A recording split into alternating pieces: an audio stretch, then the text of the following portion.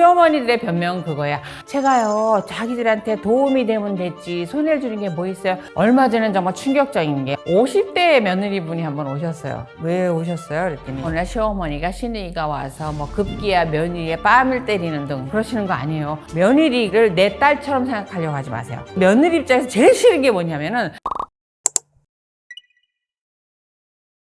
사실 이혼하는 사유가 다양한데 몇 가지를 정리를 해본다면 대표적인 게 부정행위 외도고요. 그 다음에 돈에 관한 문제죠. 그 다음에 이제 관계 간의 갈등입니다. 사람 관계 간의 갈등인데 대표적으로 아직까지 많은 거는 이제 부부 갈등이죠. 며느리가 시어머니 때문에 못 살겠다. 왜냐하면 저도 변호사 18년 차인데 시어머니가 며느리가 속속여서 이혼하겠다는 건은 단 한 건도 없습니다. 대체적으로 이제 며느리가 남편을 사랑하고 좋으니까 살만하면은 사실 안 오죠. 내 남편하고도 이혼을 해야 되겠는데 그 이유 중에 하나로 시어머니와의 갈등, 시아버지와의 갈등, 또 시누이와의 갈등, 여러 가지 요소 중에 하나가 굉장히 중요한 이혼 요소로 하나로 주장하는 경우가 아직까지는 많은데, 이제 50대 후반, 60대 입장에서 이제 시어머니가 된 분들 입장에서는 자기도 그럴 줄 몰랐다. 그런 얘기에서 뭘요? 그랬더니 오로지 관심이 아들하고 며느리 부부한테 간대요. 그래갖고 자꾸 전화해서 뭐 먹었니? 이번에 내가 밥 사줄까? 원래 이렇게 하게 된다는 거예요. 그래서 제가 절대 하시면 안 된다. 관심을 끊으세요. 어떻게 해요? 관심이 가는 거여서 남편분한테 좀 신경 좀 쓰세요. 남편분한테 은퇴하고 불쌍하신데 아들한테 잘하라고 며느리한테 관심 주지 마세요. 시어머니들의 변명은 그거야. 아니, 아들에 대해서 나만큼 하는 사람이 어디 있어요. 걔가 뭘 좋아하는지, 뭐에 알러지가 있는지 알려줘야 할 거 아니에요. 냅두세요. 제가 냅두세요. 남편이 자기가 땅콩 알러지 있으면 땅콩 알러지 있다고 얘기할 거고, 그 다음에 음식을 이렇게 해줬는데 안 먹으면 이렇게 할 거고, 서로 부부가 맞춰가게 놔두세요. 어머니.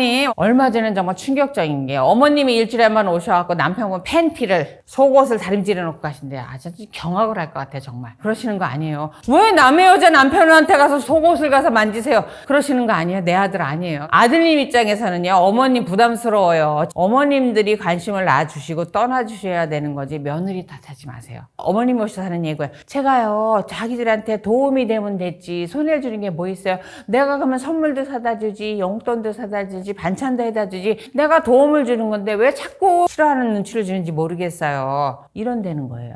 싫어요. 솔직히 말씀드려서요, 며느리 입장에서는 어머님 막 드나드는 거 굉장히 싫어요. 50대 며느리분이 한번 오셨어요. 이혼을 하시겠다고. 왜 오셨어요? 그랬더니 남편은 괜찮대요. 아니, 남편이 괜찮으면 사시지 왜 이혼하시려고 그래요? 그랬더니 시어머님 때문에요. 왜요? 그러니까 지방인데 그분이 시내에 사시면서 그 중심으로 일가 친척들이 떨어져 사신대요. 이 집이 사랑방인 거예요. 그래서 어머님이 오시면은 여기 다 모인다는 거예요. 그러니까 하루도 손님이 없는 날이 없다는 거예요. 아무 데나 문 열고 들어와서. 정말 자기는 못 살겠다는 거예요, 이제. 그래서 남편한테 끊임없이 얘기를 했다는 거예요. 이제는 그만 좀 오시려면 미리 얘기 좀 해주셨으면 좋겠고, 이제는 좀 이렇게 모이면 식당 같은 데서 모이시자고요. 아무리 얘기해도 남편이. 사람 사는 집에 사람이 오는데 그게 뭐가 문제야? 틀린 말씀은 아니죠. 그 말씀이 틀린 말씀은 아니지만 너무 힘들어요. 입장 바꾸라고 생각해 보세요. 밥 세끼 차려드는 것도 힘든데 여자들도 늙어요. 기운 떨어져요. 근데 허구한 날 사랑 빠져 손님이 들어와서 삼시세끼 따뜻한 밥 지어서 반찬을 해야 된다고 생각해 보세요. 그거 정말 제가 볼 때 그거 정말 형벌입니다. 그러지 마세요. 그래서 그런 부분이 이렇게 분리가 되지 않으면, 나만의 공간이 있지 않으면 굉장히 어렵습니다. 집이라고 하는 건 내가 편안한 잠옷바람으로 아무 때나 이렇게 벌럭 누워있는 게 내 집이에요.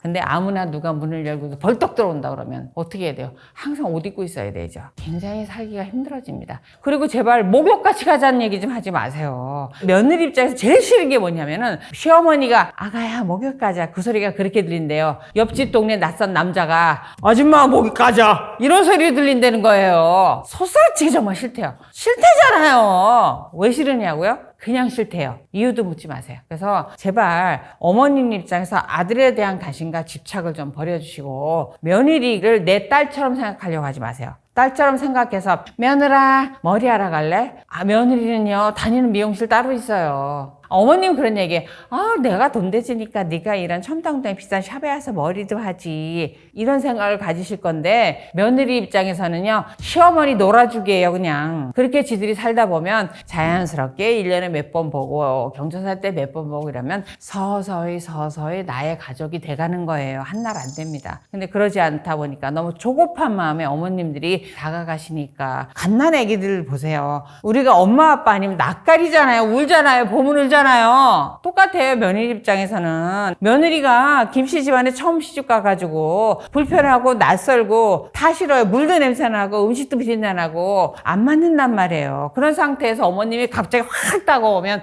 무섭단 말이에요. 부담스럽고. 딱 그거예요. 어머니 잘못한 건 아니에요. 그런데 어머님이 자꾸 이렇게 다가가시니까 며느리 입장에서 그런 반응은 자연스러운 거다. 낯가리 많은 애기다. 이렇게 좀 이해를 좀 해주셨으면 좋겠어요. 며느리들이 잘못해서 시어머니가 고통스럽다는 얘기는 상대적으로 굉장히 적어요. 왜냐하면 시어머니가 이혼하겠다고 오시면 시아버님을 욕하지 며느리를 욕하지는 않으시거든요. 근데 시어머님들이 아들 이혼할 때는 게 종종 같이 오시는 경우가 있어요. 이유는 아들이 결혼할 때도 중대사지만 이혼할 때도 중대사이다 보니까 그래서 아들 이혼할 때 가끔 오시는 경우가 있는데 이렇게 오셔서 며느리 흉을 보시는 거죠. 내가 여태까지 아들이 좋아하니까 살겠다고 하니까 내가 뭐 말은 안 했는데요.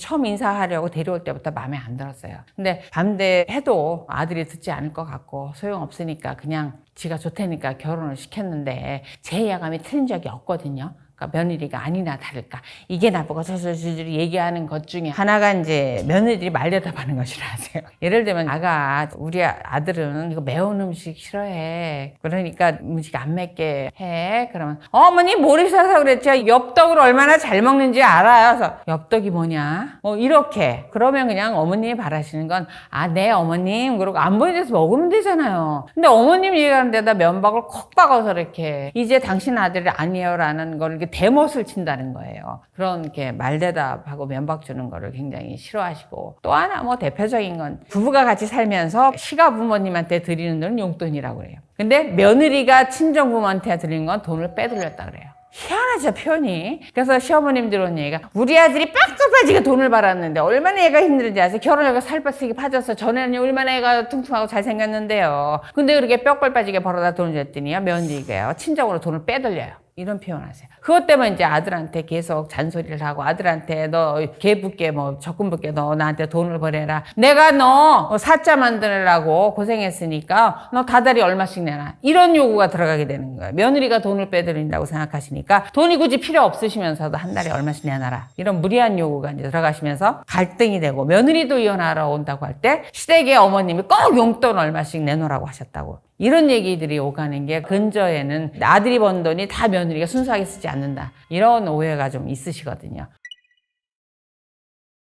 지금 이제 막 결혼을 해서 신혼이라고 하면 부모님이 50대 후반에서 60대 이제 중반 전이거든요. 굉장히 젊으신 연세고. 그리고 결혼을 해서 신혼 때 도움을 준다라고 하면 결혼할 때 쓰듬해. 요즘은 본인들이 알아서 하는 문화가 있긴 하지만 여유가 있으면 그거 그냥 집 얻는데 도움을 줬겠죠. 그 외에 본격적으로 지원을 봐야 되는 게 아이를 출산했을 때죠. 양육에 도움받을 때가 정말 심각한 문제를 발생시키는데 일단은 요즘 맞벌이 하는 가정이 많다 보니까 이 아이를 보육시설에 일찍부터 맡기는 게 부담스러울 때 누군가가 아이를 집에서 돌본다라고 하면 퇴사를 하는 수밖에 없어요. 저희가 자녀 때는 제 형제도 이제 6남매였어요. 어머님들이 어떻게 양육을 했을까 모르겠는데 그때는 그럭저럭 이렇게 낳고 살고 이렇게 했던 것 같아요. 근데 요즘 어린 젊은 자녀분들은 보통 출산 안 하거나 한 명, 많아야 2명 이렇잖아요. 근데도 너무너무 힘들어해요. 제가 봐도. 그러니까 옛날에 자녀를 열기르던 부모님한테 볼 수 없었던 너무 힘듦이 보여서 전 그렇게 표현해요. 전쟁.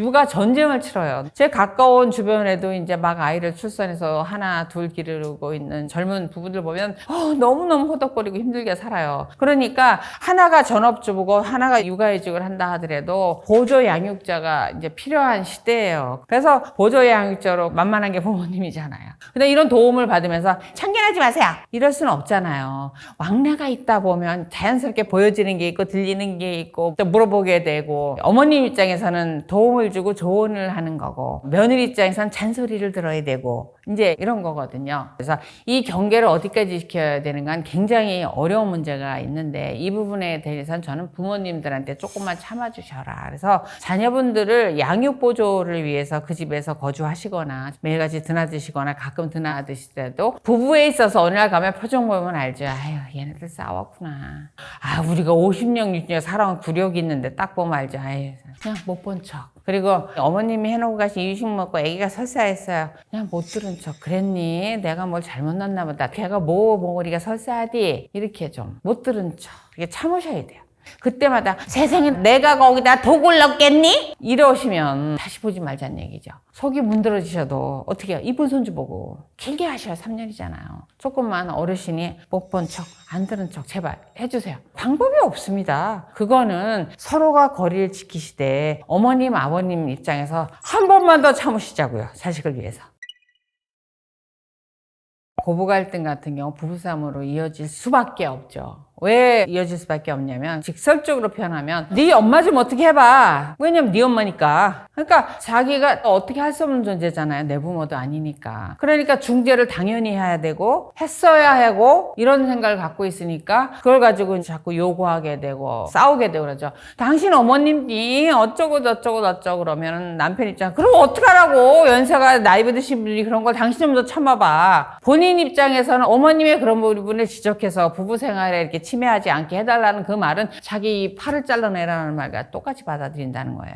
가장 좋은 거는 양쪽을 상처를 안 내고 유지하고 행복한 거예요. 근데 이게 참 쉽지 않습니다. 그래서 판결문에 이제 흔히 나오는 편이 있어요. 아내가, 며느리가 시어머니와 이런 갈등이 있고 어느 날 시어머니가 시누이가 와서 뭐 급기야 며느리의 뺨을 때리는 등 무리한 행동을 하였음에도 피고 남편이 그거에 대해서 중지를 하려거나 어떤 역할을 하기 위해서 적극적인 행동을 했어야 되는데 회피하고 그때마다 가출을 하는 등 방관했다. 또는 이제 어떤 표현이냐면 그거를 말리고 관여하지 못하게 분리하고 하였음에도 오히려 더 편승을 해서 시어머니와 시누이 편을 들여서 원고 아내를 뭐 핍박했다. 이런 표현들이 판결문에 나와요. 그래서 법원에서 보는 배우자의 역할이라고 하는 거는 시어머니 쪽에서든 며느리 쪽에서든 서로가 이걸 학대하거나 폭행 등 폭언 등을 통해서 부당한 대우라고 표현해요. 부당한 대우하는 걸 분리하고 막아야 되는 역할을 해야 된다는 걸 첫 번째로 주고 있고요.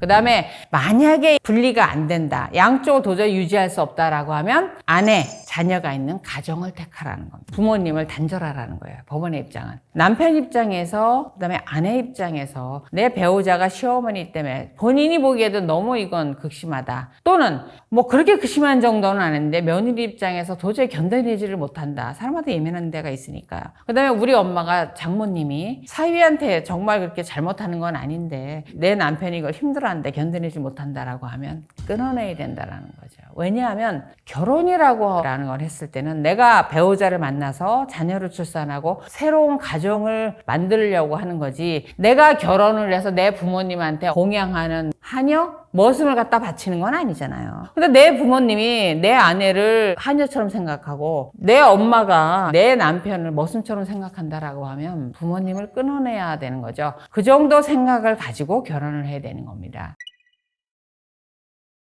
최근에 어떤 사연이 있었냐면 결혼을 했어요, 딸이. 근데 쌍둥이를 낳는데 힘드니까 친정엄마가 와서 애드 봐줄 겸 같이 살자고 이제 친정어머니가 오셨다는 거예요.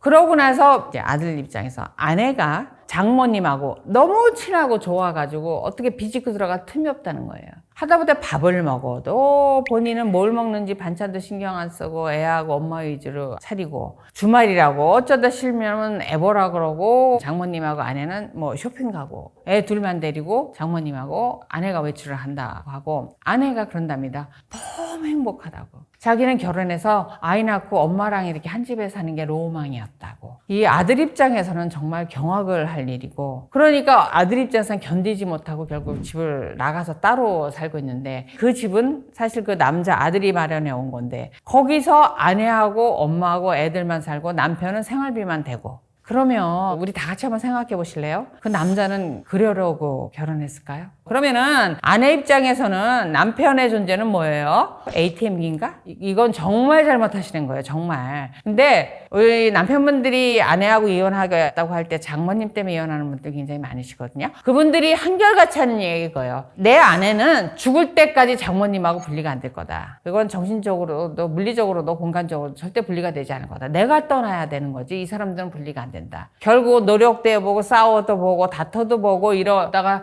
결국은 체념하고 포기하고 이혼을 선택하게 되는 거거든요. 제가 볼 때 이 가정도 이혼밖에 방법이 없는 것 같아요. 저는 그 아내분한테 정말 그 장모님한테 정말 질책하고 싶어요. 어떻게 남자를 결혼해갖고 집하고 돈 대주고 너는 나가라? 물론 나가라는 말은 안 했지만 그게 같이 살자고 하는 행동은 아니죠. 그래서 남편이 그런 제안도 했대요. 장모님한테 아파트 같은 동에 다른 거 얻어 드릴 테니까 거기서 사시면서 왔다 갔다 하시면 살면 안 될까? 또 했는데도 아내가 no. 이렇게 했다는 거예요. 최근에 상담했던 사례 중에서 그렇게 이기적인 아내는 정말 본 적이 없습니다. 너무너무 이기적이고 그 장모님도 이기적입니다. 그래서 옷차림이죠. 이런 부분에서 그게 허례허식이다. 왜 옷으로 사람을 판단하냐. 이렇게 말씀하시는 분도 있는데 그러면 제가 되짚어 물어볼게요. 그러면 사람을 처음 보고 뭘 보고 첫인상을 느끼실 건가요? 그 사람 마음속을 끼뚫어 보십니까? 그게 오히려 가시가 아닌가요? 그렇지 않아요. 그래서 옷을 왜 제가 신경 쓰라고 하는 거냐면 내가 누군가를 만나서 당신을 위해서 성의를 보이고 준비를 했습니다. 라는 것이 옷이에요. 그리고 우리가 첫인상을 딱 봤을 때 인상이 뭐 형성되는데 제가 알기로 1분 안 걸릴걸요? 근데 이거를 깨려고 하면은 수년의 시간이 필요해요. 잘 깨지지도 않아요. 그리고 이렇게 살아본 분들이 하는 얘기가 그거예요. 첫인상이 맞더라. 겪어보니까.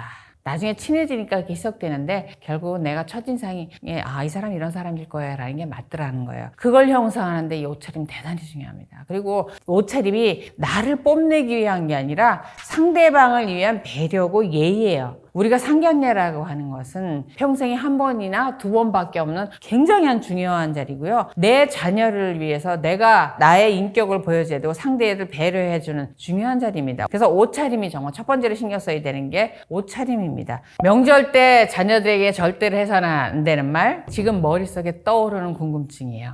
취직은 했나? 얘가 작년에 살 뺀다는데 살은 뺐나? 작년에 사귀던 여자 있었는데 결혼을 할 건가? 언제 할 건가? 이거 궁금하시죠? 궁금한 거 일체 물어보지 마세요. 궁금한 게 다 자녀들은 부담스러워요. 그래서 그 소리 듣기 싫어서 차라리 명절에 안 간대요. 자녀들한테 정말 하지 말아야 될 얘기는 그들이 알아서 해야 되는 부분들이 있어. 그들이 계획을 세워서 예를 들면 결혼 계획이라든가 결혼한 이후에 출산 계획이라든가 어느 학원을 보낼 것인가 이런 거는요. 자녀가 오랫동안 정말 고민을 해서 또 주변 사람들의 경우를 보고 또 주변 사람들의 정보를 취득한 다음에 심사숙고해서 결정하거든요. 근데 이거를 명절에 하는데 틱! 한마디로 학교 어디 가니? 언제 결혼할 거야? 이거 정말 결례입니다. 그러면 저는 몇 년에 걸쳐서 고민을 하고 굉장히 심각하게 생각하고 있는 중요한 문제를 한마디로 어디? 이렇게 말하기 어려운 거거든요. 그래서 이런 질문은 안 하시는 게 좋을 것 같아요.